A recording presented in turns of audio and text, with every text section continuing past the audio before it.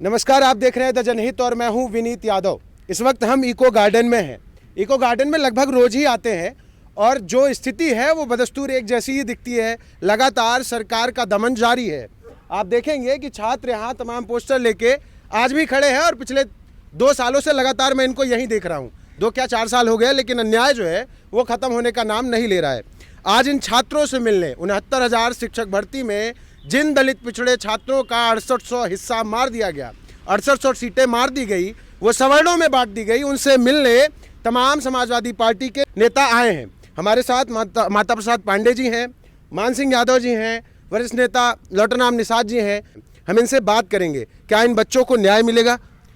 देखिए, मैं पहले ही कहा कि राष्ट्रीय पिछड़ा वर्ग आयोग और जो राजस्व परिषद के अध्यक्ष सिंघल जी की अध्यक्षता में स्वयं 5 सदस्यीय टीम मुख्यमंत्री ने गठित किया और इन दोनों ने माना कि आरक्षण मानक के अनुसार नहीं दिया गया, आरक्षण में घपला हुआ है।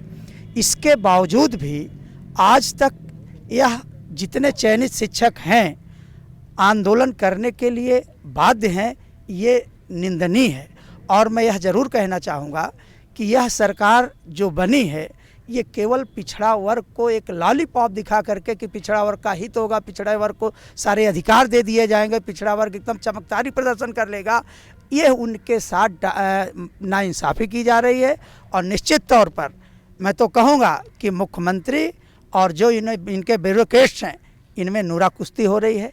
आपसे मैं पूछता हूं कि मुख्यमंत्री कहते हैं कि इनको नियुक्ति पद निर्गत कर दिया जाए, इनके बीएसए नियुक्ति पद निर्गत नहीं कर रहे हैं, तो कहीं ना कहीं इनकी मिलीभगत है और यह एससी बीसी के अधिकारों पे साफ डाका दिख रहा है। मतलब छात्र सही कह रहे हैं, दलित पिछड़ा होना गुनाह है इस प्रदेश में अब? जी बिल्कुल। वो तो आप देखिए, पिछड़े दलित की यही पुकार, आप इनके पोस्टर देखिए कि पिछड़े और दलितों के आरक्षण पर नेता मौन क्यों, सारी चीज़ें आपको दिखाई देंगी। इनमें जो भी आंदोलनरत हैं छात्र, पूरा क्लियर दिखाई दे रहा है कि यहाँ पर भारतीय जनता पार्टी दलित पिछड़े के साथ खुला अन्याय कर रही है और कहीं ना कहीं ये पूर्वाग्रह से ग्रसित है। हमारे साथ माता प्रसाद पांडे जी भी हैं, कद्दावर नेता हैं, एक बड़े नेता जो आज इन छात्रों के साथ यहाँ खड़े हैं। सर, क्या लगता है, क्या दलित पिछड़ा होना गुनाह है इस प्रदेश में अब? देखिए, इस सरकार में तो किसी का भी रहने गुनाह हो गया। हकीकत यह है कि दलित और पिछड़े का जो संवैधानिक व्यवस्था थी आरक्षण की, उसको इन्होंने माना नहीं है और इस तरह से संविधान व्यवस्था का उल्लंघन किया गया है। तो ये तो एक तरह से आपराधिक कृत्य है, क्योंकि हमेशा से जब प्राविधान है कि आरक्षण आप देंगे और आरक्षण कानून लागू हुआ है, उसी समय से जब इनका नियुक्ति हो रही थी तो उसमें बिना आरक्षण के नियुक्ति नहीं करनी चाहिए थी। इन्होंने उतने लोगों को बिना आरक्षण के नियुक्त कर लिया। ये एक तरह से संवैधानिक व्यवस्था का उल्लंघन। सर, ये किससे प्रेम है इनका, जो इनका हिस्सा निकाल के किसको दे रहे हैं, किसको बांट रहे हैं? ये अब ये बांट तो रहे हैं, देख ही रहे हो, जिसको दे रहे हैं उन्हीं को। अरे बांट क्या रहे हैं, ठग रहे हैं, खुला सवर्णवाद कर रहे हैं ये। नहीं, सवर्णवाद भी कहाँ कर पा रहे हैं, सवर्णवाद भी करते तो भी चल जाता। वैसे ये इन गरीबों का, दलितों का, पिछड़ों का हक मार के जिनके बदौलत या सरकार में है उन्हीं को परेशान कर रहे हैं। हमारे साथ यहाँ पर लौटरराम निषाद जी हैं, ये भी समाजवादी पार्टी के वरिष्ठ नेता हैं, छात्रों के समर्थन में आए हैं।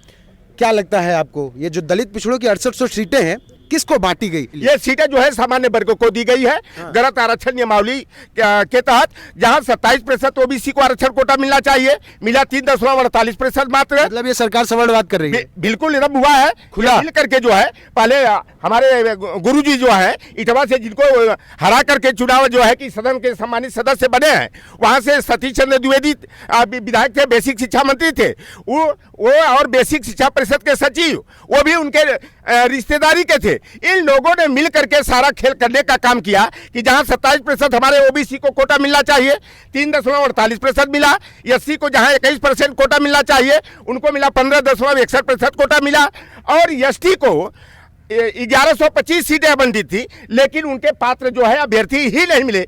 ये जब राष्ट्रीय पिछड़ा वर्ग आयोग में हमारे ये भुक्तभोगी जो अभ्यर्थी है ये भी गुहार लगाए थे, और हमारे मित्र थे राष्ट्रीय पिछड़ा वर्ग आयोग के जो अध्यक्ष थे प्रोफेसर भगवान लाल सहनी जी, मैंने भी अपने सामाजिक संस्था के माध्यम से उनसे आग्रह किया, और उन्होंने 2 दिन तक यहाँ पर बेसिक शिक्षा परिषद के अधिकारियों को तलब किया, और उत्तर प्रदेश की सरकार ने यह स्वीकार किया कि इस भर्ती में जो है अनियमितता बरती गई है, पदों में गड़बड़ी की गई है, और सरकार ये 6800 पदों का मैं सुनकर के आश्चर्य होता हूँ पड़ जाता हूँ कि एक तरफ 18,000 पदों की हकमारी की जाती है, वो भी CSC की, और एक तरफ 6800 का पद का झुंझुना विधानसभा चुनाव में डैमेज कंट्रोल के लिए मुख्यमंत्री जी, आप ये देख लीजिए मुख्यमंत्री जी के पोर्टल से जारी हुआ है। हमारे ये अभ्यर्थी जो भुक्तभोगी हैं, नौकरी से जो वंचित हैं, जिनके घरों में चिराग जलना चाहिए, जिनके घरों में मिठाई बंटनी चाहिए, आज वो हमारे बच्चे दर की ठोकर खा रहे हैं। ये सरकार लोकतंत्र की हत्या करके लाती। आप बड़ा आरोप लगा रहे हैं, आपको पता है बड़ा आरोप लगा रहे हैं कि 6800 एक शगुफा था इन बच्चों की ताकत कम करने के लिए, वरना 18,000 लड़ रहे होते। देखिए ये सरकार जो है बिल्कुल से मंडलवाद की जो आंदोलन चला, उसमें यही भारतीय जनता पार्टी कमंडल की राजनीति को शुरू किया। आपने उत्तर प्रदेश बिहार का जिक्र किया, जिसे जंगल राज बीमारू प्रदेश कहा जाता था। वह सरकार 1,20,336 बेटे और बेटियों को वहां पर नौकरी शिक्षा परिषद में दिया। अभी 1,10,000 की नियुक्ति होने जा रही है, और उत्तर प्रदेश की सरकार जो है धार्मिक उन्माद फैलाने के लिए 22 लाख दिया जलाने का अयोध्या में जो है कि ये रिकॉर्ड कायम कर रहे हैं। और आप देखें कैबिनेट लोक भवन में जो आदरणीय माता प्रसाद पांडे जी की सरकार ने, अखिलेश यादव जी की सरकार ने लोक भवन बनाया। कैबिनेट की बैठक लोक भवन में होनी चाहिए, और ये उत्तर प्रदेश की सरकार धर्म की घुट्टी पिलाने के लिए जो है कि अयोध्या में जो है कैबिनेट की बैठक करती है। यह जो OBC SC के उत्तर प्रदेश की विधानसभा में भारतीय जनता पार्टी से 90 विधायक हैं, 67 SC और ST के हैं, 23 सांसद हैं। मैं तो दावे के साथ कहता हूं कि जो पौराणिक कथाओं के अनुसार भीष्म पितामह को धराशायी करने के लिए शिखंडी को आगे किया गया था, यह OBC SC ST की हकमारी करने के लिए, इनके पदों की डकैती करने के लिए, उत्तर प्रदेश आरक्षण नियमावली का गला घोटने के लिए ये जितने भी OBC SC के नेता हैं, चाहे वह स्वतंत्र देव सिंह हो, चाहे चौधरी भूपेंद्र सिंह हो, चाहे धर्मपाल सिंह लोधी हो, चाहे धर्मपाल सिंह सैनी हो, चाहे बाहर समर्थन देने वाली अनुप्रिया पटेल हो, संजय निषाद हो, चाहे अनिल राजभर हो, ये सभी के सभी शिखंडी की भूमिका में है। इनकी कोई औकात नहीं है। कुछ कह रहे हैं, सुन लेते हैं। हाँ बोलिए। ये ओम प्रकाश राजभर भारतीय जनता पार्टी के समय साथ हैं और अपने मंत्री परिषद के लिए लगातार दौड़ रहे हैं, लेकिन हर बार हम लोगों की आवाज़ बहुत दमदारी से उठाते थे। यह भी कहा कि केशव प्रसाद मौर्य के मतलब इतनी औकात नहीं है कि 69,000 शिक्षक भर्ती पे बोल दें, नहीं तो भारतीय जनता पार्टी के लोग इनको पटक के मारेंगे। आज नहीं बोल रहे हैं। हम लोग पिछड़े दलित वर्ग के अभ्यर्थी हैं। आज हमारे बीच में आदरणीय माता प्रसाद पांडे जी आए हैं, और हम लोग बता दें कि उसी विधानसभा से हैं जिन्होंने हमारी हकमारी की थी, हमको लूटा था। आज माननीय जी विधायक हैं और हम लोगों के दर्द को बांटने के लिए यहाँ इको गार्डन आए हैं। तो हम लोग ये जानते हैं कि भारतीय जनता पार्टी ने किस तरीके से हम लोगों को लूटा, उनके मंत्री ने किस तरीके से लूटा। ये पूरा प्लान बना के हम लोगों को अपने मतलब नौकरी से बाहर किया गया, और हम लोग चाह रहे हैं कि आदरणीय योगी आदित्यनाथ जी सुने, और आदरणीय माता प्रसाद पांडे जी से हम लोग निवेदन करेंगे कि माननीय योगी जी से मिलें इस प्रकरण को लेकर के, और हम लोगों को न्याय दिलवाएं। ये जो हाथ में पोस्टर है अमरेंद्र के, इसको गौर से देखिए। पिछड़े और दलितों के आरक्षण पर नेता मौन क्यों? नाम लिखा है माननीय अनुप्रिया पटेल जी, माननीय ओम प्रकाश राजभर जी, माननीय केशव प्रसाद मौर्य जी, माननीय भूपेंद्र सिंह चौधरी जी, माननीय स्वतंत्र देव पटेल जी, शिक्षा मंत्री माननीय संदीप सिंह जी।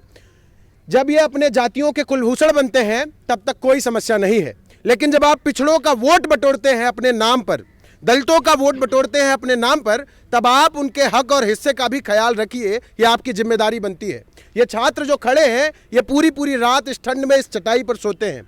आप सोचिए कि ये किस तरीके का जीवन जीने को मजबूर है, जबकि कायदे से सरकारी आंकड़ों के हिसाब से ये चयनित शिक्षक हैं। इनकी नौकरी होनी चाहिए, इनका वेतन होना चाहिए, और एक शानदार स्कूल जहां बच्चों का भविष्य ये अच्छे से सजा सकते हों, वो इनको दिया जाना चाहिए। लेकिन ये खुद अपने भविष्य के लिए मुहाल है, दर की ठोकरें खा रहे हैं। रोज़ किसी मंत्री के दरवाजे जाते हैं, उठा के वापस इको गार्डन लाए जाते हैं। यही इनके जीवन की एकमात्र बची कहानी है। और जो ये लोग आए हैं, ये सारे लगातार आते रहें और इनको न्याय दिलाने की कोशिशें करते रहें, तभी शायद इनके हक में कोई बात बनेगी। बाकी देखने वाली बात यह है कि सरकार आगे क्या करती है। बने रहिए हमारे साथ, चैनल को सब्सक्राइब जरूर करिएगा, क्योंकि आप ही हमारी ताकत है, इसीलिए हम इस तरीके से आपकी आवाज़ उठा पाते हैं। धन्यवाद।